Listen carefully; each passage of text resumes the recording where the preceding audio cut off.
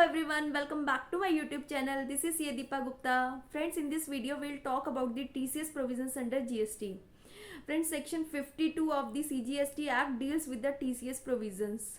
Section 52 basically refers to the tax which is collected by the e-commerce platform on the goods and services supplied by the supplier through e-commerce platform, for which consideration is received by the e-com platform.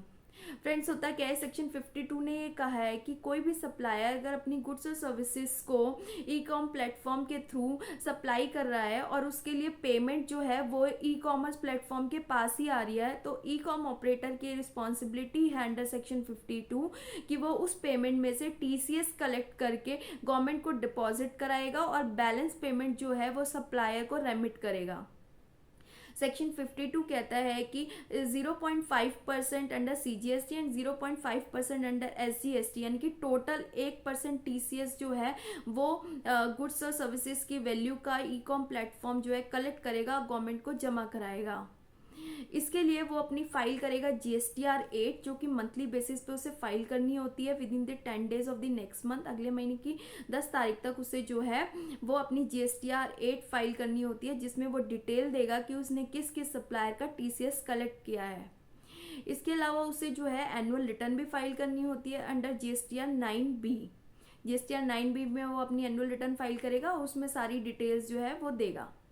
Friends, अब है क्या कि जो section 24 है, section 24 of the CGST act जो है mandatory registration की requirement बोलता है ई कॉम प्लेटफॉर्म के लिए, यानी कि सारे ई कॉमर्स प्लेटफॉर्म्स वो जो है ई कॉमर्स प्लेटफॉर्म जो कि जिस पे कोई भी और थर्ड पार्टी सप्लायर अपनी गुड्स और सर्विसेज सप्लाई कर रहा है, तो ऐसे ई कॉमर्स प्लेटफॉर्म को और सप्लायर को भी मैंडेटरी रजिस्ट्रेशन लेना पड़ेगा अंडर GST।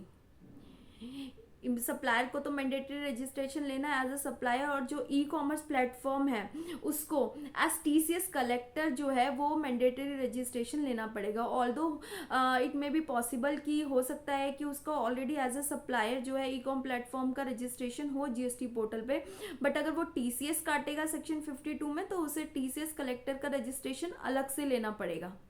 ये एक मैंडेटरी रिक्वायरमेंट है।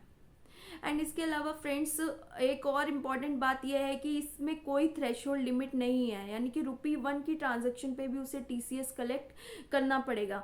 जैसे कि हमारे GST में प्रोविज़न है कि एग्जेम्पशन लिमिट हमें दी गई है 20 लाख की, 10 लाख की, बट इसमें ऐसी कोई TCS कलेक्ट करने के लिए ऐसी कोई लिमिट नहीं है, कोई थ्रेशोल्ड लिमिट नहीं है। और TCS के प्रोविज़न्स जो हैं वो एप्लीकेबल हुए थे 1 अक्टूबर 2018 से। तो ये बेसिकली सेक्शन 52 जो है वो हमारा कहता है कि ई कॉमर्स प्लेटफॉर्म के थ्रू अगर कोई भी गुड्स और सर्विसेज सप्लाई की जा रही है तो ई कॉमर्स प्लेटफॉर्म की रिस्पॉन्सिबिलिटी है कि वो उस ट्रांजैक्शन पे TCS कलेक्ट करेगा और गवर्नमेंट को जमा कराएगा।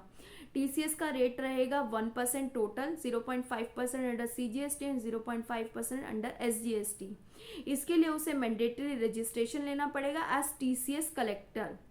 और सपोज कोई एग्जाम सप्लाई अगर हो रही है तो एग्जाम सप्लाई पे TCS कलेक्ट करने की रिक्वायरमेंट नहीं है।